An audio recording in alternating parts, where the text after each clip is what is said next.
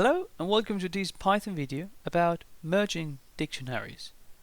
There are several explanations out there on how to merge dictionaries in Python, but I think we're going to go one step further and I'm going to show you a clean way to merge many dictionaries.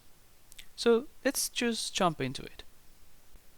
So imagine we have these two dictionaries that we want to merge. So the canonical way to do that will be to build a new empty dictionary, to loop over the two dictionaries we have, to take all the keys and the values for all of the items, and with each key and value update the newly constructed dictionary. So if we do that, we see that that works. But that's kind of cumbersome. An alternative to that would be to write a dictionary comprehension, which basically amounts to rewriting that loop into pretty much a one-liner. So we go through the items of each of the dictionaries we have at hand. As we unpacked the key and the value for that item, we can use that key and that value, and that will be the item of the new dictionary.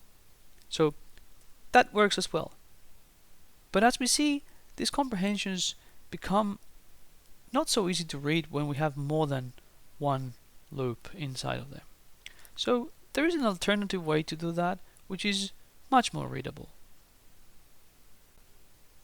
This alternative will only work in Python 3.5 and greater, and it's basically using the unpacking of dictionaries.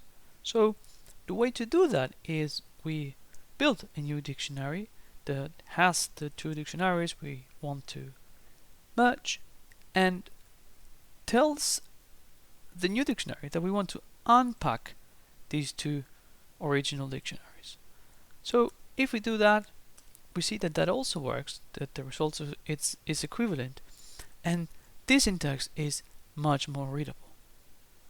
One little caveat about the examples that we've seen so far is that the order in which we merge actually matters.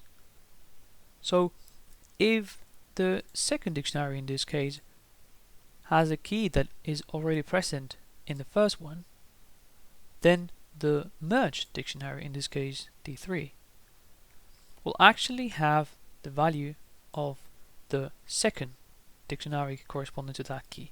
So as we see here, in D1, A is associated with the value 1, in D2 is with the value 2, and in the merged dictionary, the one from D2 stays in. So this is the place where most of the tutorials out there stop explaining things. But what if we, instead of two dictionaries, have, say, three dictionaries that we want to merge? Well, the principle remains unchanged. So we need to pass all the dictionaries that we want to merge with this kind of unpacking syntax, and that's okay. But now, how about we have 20 dictionaries? Or how about we don't even know how many dictionaries we have?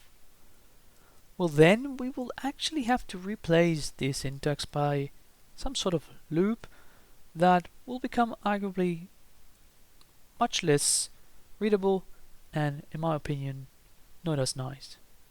So that's what we're going to tackle now here. So I want to show you a bit of a functional solution for this problem. For that, we're going to use the reduce method from the functools module from the Python standard library. If you're not familiar with reduce, I think this example would basically do the job. We have two arguments and one operation here, so we are exponentiating them. And then we take the result of that and we exponentiate that again, so we apply the same operation. And then we take the result of that and apply the same operation, for example with this new argument. So this process of taking the result and applying to the next element, taking the result, and so on, is called reducing or folding. So we can express this thing in a concise way with reduce. So let's first import the operator, in this case the power.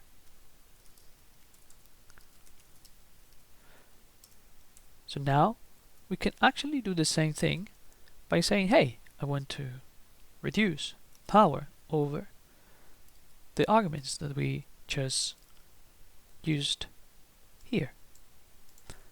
And that will produce the same result. So that's what we're going to use now for merging dictionaries. So here's the interesting part. When we do this merging with two dictionaries and this syntax, we see that we get one output. So in essence, it's similar to what we've been doing here. So what we can actually do is use the merging to reduce or fold a sequence of dictionaries. The way to do that is we write a function, in this case an anonymous one, that takes these two dictionaries as arguments, and then we use that function to reduce a sequence of dictionaries. So far so good, but where are these dictionaries coming from? Well, we're gonna pass them to this little function that is kind of a wrapper around those, that will take arbitrarily many dictionaries, a sequence, and will return what we just explained, the result of reducing the sequence of dictionary with the operation of merging. So let's see how that works. For example, let's say I want to merge dictionary 1 with dictionary 2. That works fine. Now let's say I want to merge dictionary 1, 2, and then the result of that with dictionary 3. That still works fine. Now let's say I want to do the same thing, but at the end, again, merge with dictionary 1. So pay attention to this value here. As we see, it's updating with the value that comes from dictionary 1. So it's doing the right thing.